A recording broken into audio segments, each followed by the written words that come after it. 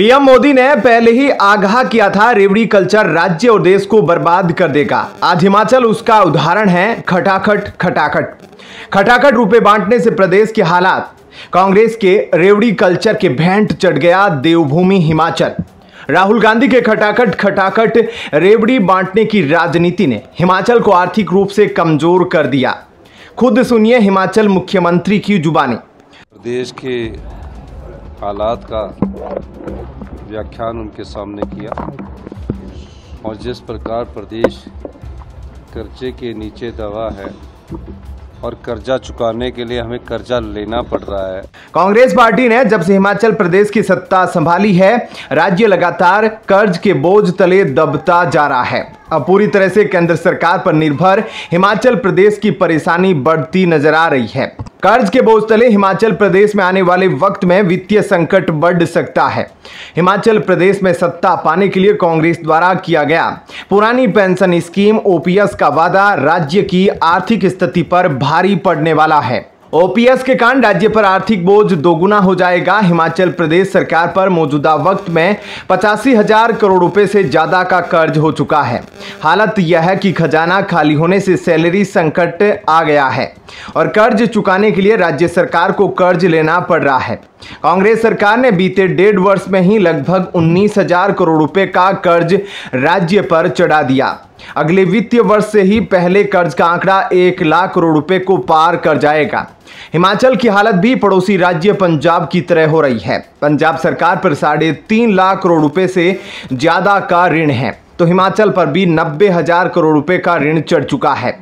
भारत में राजनीतिक दलों के बीच मुफ्त की घोषणाओं का चलन पिछले कुछ सालों में तेजी से बढ़ा है। इस मुद्दे पर विदेशी एजेंसियों समेत अर्थशास्त्रियों ने चिंता जताई। 16वें वित्त आयोग के अध्यक्ष अरविंद पनगड़िया ने कहा कि आयोग मुफ्त की रेवड़ियां बांटने और हरित दायरा बढ़ाने के लिए मुआवजे से संबंधित मुद्दों का समाधान करेगा।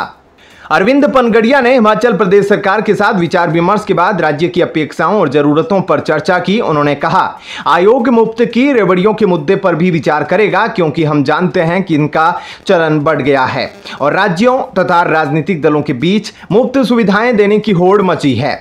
चुनाव से पहले कांग्रेस ने कहा था कि सरकार बनने पर पहली कैबिनेट की बैठक में पुरानी पेंशन योजना, 1 लाख नौकरियां, महिलाओं को 1,500 रुपए देने का जो वादा किया गया उसे हम लागू करेंगे।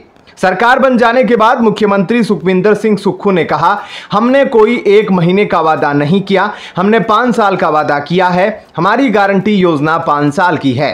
संसाधन बढ़ने पर भी 18 से 60 साल की महिलाओं को 1,500 रुपए दिए जाएंगे। कांग्रेस पार्टी अब कह रही है, हमने कोई 1 महीने में देने का वादा नहीं किया। प्रधानमंत्री नरेंद्र मोदी ने कहा था कि रेवड़ी कल्चर देश के विकास के लिए बहुत खतरनाक है। उन्होंने देशवासियों से रेवड़ी कल्चर से सावधान रहने की बात कही थी, क्योंकि यह देश के लिए घातक है। पीएम मोदी ने कहा था कि हमारे बुजुर्गों ने कहा था कि आमदनी अठन्नी खर्चा रुपया वाली नीति सही नहीं है। आमदनी से ज्यादा खर्च करने पर आम आदमी हो या सरकार कर्ज के बोझ तले दब जाती है। ऐसे में न तो व्यक्ति का विकास हो जाता है और न ही सरकारें लोगों के जीवन को आसान बनाने के लिए विकास कार्य करवा सकती है। ऐसे में क्या कहना है आपका, इस पर कमेंट सेक्शन में अपनी राय जरूर बताएं। धन्यवाद। जय हिंद।